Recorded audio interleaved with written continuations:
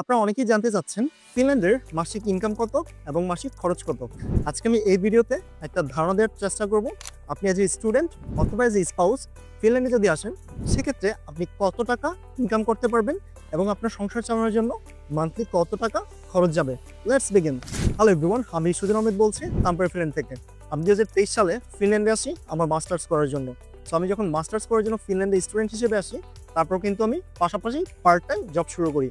So as a student আপনি ফিনল্যান্ডে part time job করলে আপনার ইনকাম কীরকম হবে, পাশাপাশি আপনার খরচ কীরকম হবে, সেই ব্যাপারটা নিয়ে আমি আজকে একটা ধারণা দেওয়ার ট্রাই করব। পাশাপাশি আপনি যখন স্টাডি শেষ করবেন, যেমন আমি স্টাডি শেষ করে এখন ওয়ার্ক ভিসাতে কনভার্ট হয়ে গিয়েছি। সো ওয়ার্ক ভিসাতে যখন যাবেন তখন আপনার ইনকাম কীরকম থাকবে, পাশাপাশি মান্থলি খরচ কীরকম থাকবে, এই পুরো ব্যাপারটা নিয়ে একটা আইডিয়া দিই। চলুন শুরু করি। ফিনল্যান্ড স্টুডেন্ট হিসেবে এসে পার্ট টাইম জব করে আপনি কত টাকা ইনকাম করতে পারবেন। আমরা যারা স্টুডেন্ট হিসেবে ফিনল্যান্ডে আসি, আমাদের কিন্তু সপ্তাহে 30 ঘন্টার কাজ করার অনুমতি থাকে। তাছাড়াও আমাদের কিছু এক্সেপশনস রয়েছে, যেমন আমরা অনেকে যারা ফুড ডেলিভারির কাজ করি, হোল্টে কিন্তু আমরা কত ঘন্টা কাজ করেছি এটা প্রপার ট্র্যাক রাখা যায় না। সো এর বাইরেও কিন্তু আপনি কাজ করতে পারবেন।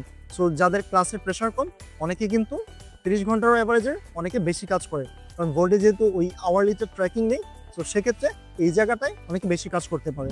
যেহেতু বাংলাদেশি ম্যাক্সিমাম স্টুডেন্টই আমরা ফুড ডেলিভারি করে থাকি, সো ফুড ডেলিভারি ইনকামের কথা যদি বলি, এখানে কিন্তু আপনার পার আওয়ার কোনো ফিক্সড স্যালারি নেই। সো এখানে আপনি যত বেশি সময় দিবেন আপনার তত বেশি ইনকাম হবে। সো অন অ্যান অ্যাভারেজে আমি যদি বলি, এখানে পার আওয়ার ইউজুয়ালি 10 থেকে 15 ইউরোর মতো ইনকাম হয়ে থাকে। মাঝে মাঝে কিছুটা বেশিও হয়, মাঝে মাঝে কিছুটা কম হয়ে থাকে। সো একজন স্টুডেন্টের একাডেমিক প্রেশার কতটুকু, সেইটার উপর কিন্তু তার আর্নিংটা অনেকটা ডিপেন্ড করে। যখন আপনি একাডেমিকে অনেক বেশি সময় দেওয়া লাগবে, আপনি ইনকামের প্রতি কিন্তু খুব বেশি একটা সময় দিতে পারবেন না। এবং যখন আপনার একাডেমিক ক্লাস কম থাকবে, স্পেশালি সামার টাইমের কথা যদি বলি, তখন কিন্তু আপনি চাইলে ফুল টাইম কাজ করতে পারেন। সো পার আওয়ার আপনি যদি 10 থেকে 15 ইউরো করে ইনকাম করেন, আপনি যদি পার ডেতে যখন আপনার ভ্যাকেশন থাকবে, তখন যদি 7 ঘন্টা থেকে 8 ঘন্টা কাজ করতে পারেন, আপনি কিন্তু প্রতিদিন 80 থেকে 100 ইউরোর মতো ইনকাম করতে পারবেন। সো এটা টোটালি ডিপেন্ড করে আপনি কতটুকু সময় দিচ্ছেন এবং কতটুকু ইনকাম করতে পারছেন। আওয়ারলি হিসেবে অনেকে কনফিউজড হয়ে যেতে পারেন। সো আমি যদি রাফলি বলি, কেউ যদি শুধুমাত্র ফুড ডেলিভারির কাজ করে এবং সে যদি 15 থেকে 20 দিনের মতো সময় দিতে পারে মান্থলি, তাহলে তার ইনকাম আমি মনে করি অ্যাপ্রক্সিমেটলি 1500 থেকে 2000-এর মতো করা পসিবল। ফুড ডেলিভারি ছাড়া স্টুডেন্টদের কাছে আর কি পপুলার জব রয়েছে? আরেকটা খুবই পপুলার জব হলো ফান্ড রেজিং জব। ফিনল্যান্ডের সবগুলো বড় শহরেই ইন্টারন্যাশনাল অর্গানাইজেশন কাজ করে। আমিও প্রথমেই ফিনল্যান্ডে এসে প্রথম যেই জবটা জয়েন করি, ফিনল্যান্ডের ফিনিশ রেড ক্রস, এরকম আরও কিছু অর্গানাইজেশন রয়েছে, যেমন doctors without borders, save the children. So এই অর্গানাইজেশনগুলোতে ফান্ড রেজার হিসেবে স্টুডেন্টরা কিন্তু কাজ করে থাকে এবং তাদের আওয়ারলি স্যালারি হয়ে থাকে ইউজুয়ালি 13 থেকে 14 ইউরো। আপনি চাইলে প্রতিদিন 5 ঘন্টা করে কাজ করতে পারবেন এবং সপ্তাহে 25 ঘন্টা কাজ করতে পারবেন, এবং এই কাজটিতে মান্থলি আপনি চাইলে 1300 থেকে 1400 ইউরো ইনকাম করতে পারবেন। রেস্টুরেন্ট অথবা ক্লিনিং জব, এই দুইটা ইন্ডাস্ট্রি কিন্তু ফিনল্যান্ডে অনেক বিশাল। সো স্টুডেন্টদের কাছেও এই দুইটা জবই খুবই পপুলার। সো অনেক স্টুডেন্টই আমরা রেস্টুরেন্টে জব করে থাকি অথবা ক্লিনিং ইন্ডাস্ট্রিতে জব করে থাকি। রেস্টুরেন্টের কথা যদি বলি, ম্যাকডোনাল্ডস, বার্গার কিং অথবা কোতি পিৎজা, আরও অনেক রেস্টুরেন্ট রয়েছে এখানে। তাছাড়া ক্লিনিং ইন্ডাস্ট্রির কথা যদি বলি, অ্যান্ড ক্লিন, ISIS, সো এরকম অনেকগুলো জব রয়েছে যাদের পার আওয়ার স্যালারি ইউজুয়ালি 10 থেকে 13 ইউরোর মতো হয়ে থাকে। সো এগুলোতেও আপনি ডিপেন্ড করে কত আওয়ার কাজ করতে পারবেন। আপনি যদি অ্যাপ্রক্সিমেটলি প্রতি মাসে 100 ঘন্টা কাজ করতে পারেন, আপনার প্রতি মান্থলি কিন্তু 1200 থেকে 1300-র মতো ইনকাম হয়ে থাকবে। তাছাড়া কিছু স্টুডেন্ট কিন্তু রিসার্চ অ্যাসিস্ট্যান্ট অথবা ইন্টার্নশিপের অপরচুনিটিও পেয়ে থাকে, যেহেতু নাম্বারটা খুবই লিমিটেড। বাট যারা এই অপরচুনিটিসটা পেয়ে থাকে, তাদের জন্য কেরিয়ারের জন্য কিন্তু অনেকটা হেল্পফুল হয়ে থাকে। সো এগুলো তো ইনকাম কিন্তু মোরলেস সিমিলারই হয়ে থাকে। সো ইন এ সামারি আমি যদি রাফলি বলি, একজন স্টুডেন্ট পার্ট টাইম জব করে এখানে 1000 থেকে 2000 ইউরো পর্যন্ত ইনকাম করতে পারবে। অথবা যাদের ক্লাসের প্রেশার খুবই কম থাকে, হয়তো মাসে 3 থেকে 4 দিন মাত্র ক্লাস থাকে, তারা কিন্তু আরও বেশি অনেকে ইনকাম করে থাকে। সো আমার পরিচিত অনেকে আছে যারা এর চেয়ে বেশি ইনকাম করে। আবার এমনও হয় অনেকে দেখা যায় 1000-এর নিচেও ইনকাম করে থাকে, কারণ তাদের একাডেমিক প্রেশার হয়তো অনেক বেশি থাকে অথবা জবে আবার অনেক কম থাকে। স্পাউসের কথা যদি বলি, স্পাউসদের কিন্তু কোনো একাডেমিক প্রেশার থাকে না, পাশাপাশি তাদের কিন্তু উইকলি কোনো আওয়ার লিমিটেশন থাকে না।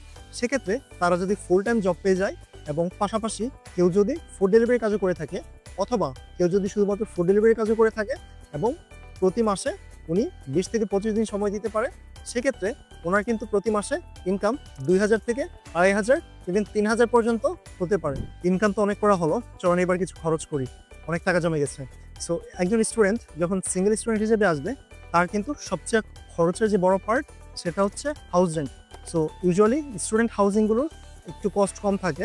আমি যদি একজন সিঙ্গেল স্টুডেন্টের শেয়ার্ড অ্যাপার্টমেন্টের কথা বলি, তার মানে একটা হাউসে 2টা বা 3টা রুম থাকবে, সেই অ্যাপার্টমেন্টগুলোর জন্য পার মান্থে ইউজুয়ালি রেন্ট দিতে হবে 250 ইউরো অ্যারাউন্ড, ইউজুয়ালি 220 থেকে 300 ইউরো পর্যন্ত হয়ে থাকে। তাছাড়া যদি সেই স্টুডিও অ্যাপার্টমেন্ট নিতে চায়, সেক্ষেত্রে কিন্তু তার ভাড়া অ্যারাউন্ড 300 থেকে 350 পর্যন্ত হতে পারে। এবং এই ভাড়াটা অনেকটা ভেরি করে সিটির উপর, হয়তো বা হেলসিঙ্কিতে একটু বেশি এবং বাসাতে একটু কম, কাম্পেরেতে একটু বেশি। সো এটা ডিপেন্ড করে সিটি টু সিটি।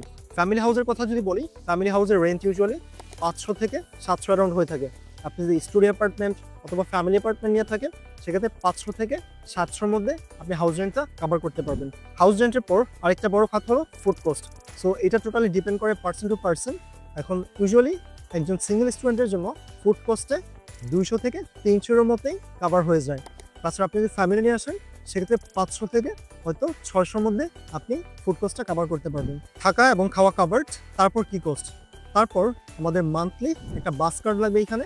সো আপনি যদি সিঙ্গেল স্টুডেন্ট হিসেবে আসেন, আপনার স্টুডেন্টদের জন্য একটা ডিসকাউন্টেড প্রাইস থাকে, মান্থলি বাস কার্ড 44 ইউরো অ্যারাউন্ড। তাছাড়া আপনার প্রতি মাসে ফোনের একটা বিল থাকবে, সেটা হতে পারে 20 থেকে 30 ইউরো। আপনি কোন ধরনের প্যাকেজ নেন সেটার উপর ডিপেন্ড করে। তার মানে বাস কার্ড প্লাস আপনার ফোন বিল, এই দুইটা কিন্তু একসাথে আপনার প্রায় 70 ইউরোর মতো চলে যাবে। সো বাসা ভাড়া, থাকা খাওয়া এবং আদার্স যে খরচ, সব মিলিয়ে একজন সিঙ্গেল স্টুডেন্টের অ্যাপ্রক্সিমেটলি 500 থেকে 700 ইউরোর মতো প্রতি মাসে খরচ হয়ে থাকে। অনেকে আছে এর চেয়ে কম খরচও কভার করতে পারে। অনেকে দেখা যায় একই রুম দুইজন শেয়ার করে থাকে, which is legally not allowed. But অনেকেই আমরা দেখা যায় কস্ট বাঁচানোর জন্য আরও মিনিমাইজ করে চলার ট্রাই করি।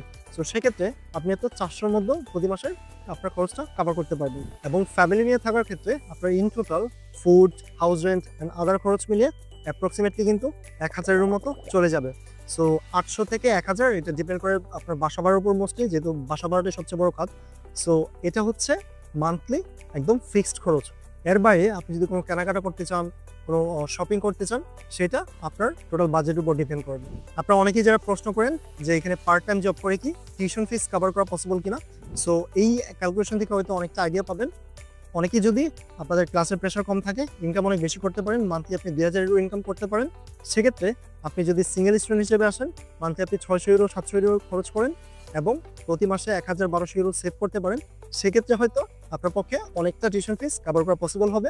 আদারওয়াইজ আপনি যদি জব পেতে লেট করেন এবং এখানে খরচ অনেক বেশি করেন এবং ইনকাম অনেক কম হয়ে যায়, সেক্ষেত্রে কিন্তু টিউশন ফি কভার করাটা অনেকটা টাফ। সো আমার মতে আপনারা যদি ইনকাম এবং কস্ট ক্যালকুলেশন করেন, যদি ফ্যামিলি নিয়ে আসেন, সেক্ষেত্রে আমার মনে হয় অনেকটা বেটার, যেহেতু স্টুডেন্ট স্পাউস দুজনেই কাজ করতে পারবে এবং বাসা ভাড়াটা শেয়ার্ড হয়ে যায় তখন। সেক্ষেত্রে ফ্যামিলি নিয়ে আসলে আপনি ইনকামের তুলনায় যে পরিমাণ খরচ হয়, সেটা দিয়ে খুব ভালোভাবে কভার করা পসিবল। এবং স্টুডেন্ট হিসেবে যদি আসেন, আপনি যদি পার্ট টাইম জব পেয়ে যান, সেক্ষেত্রে কিন্তু আপনার খরচ, আপনার যে মান্থলি এক্সপেন্স, সেটা খুব ভালোভাবেই কভার করে ফেলা পসিবল। কিন্তু আপনার ফার্স্ট অফ অল জবটা properly on time as early as possible পাওয়া লাগবে। ফিনল্যান্ডের টোটাল ইনকাম এবং খরচ নিয়ে একটা রাফ আইডিয়া দিয়ে ট্রাই করেছি। হোপফুলি আপনাদের অনেকের কনফিউশন ক্লিয়ার হবে। তারপর আপনাদের যদি আরও কোনো কোয়ারিজ থাকে, any queries relevant two Finland এবং স্টাডিজ এবং ভিসা প্রসেসিং, আপনারা কিন্তু চাইলে আমার ভিডিও নিচে কমেন্ট করতে পারেন, অথবা আমি এখানে একটা ফেসবুক গ্রুপ লিঙ্ক দিয়ে দিব আমার ডেসক্রিপশনে। আপনারা চাইলে এই গ্রুপে জয়েন করে পোস্ট করতে পারেন। আমি যে কোনো ধরনের কোয়ারিজের আনসার দিয়ে ট্রাই করবো। Thank you everyone for watching. দেখা হবে নেক্সট কোনো ভিডিওতে।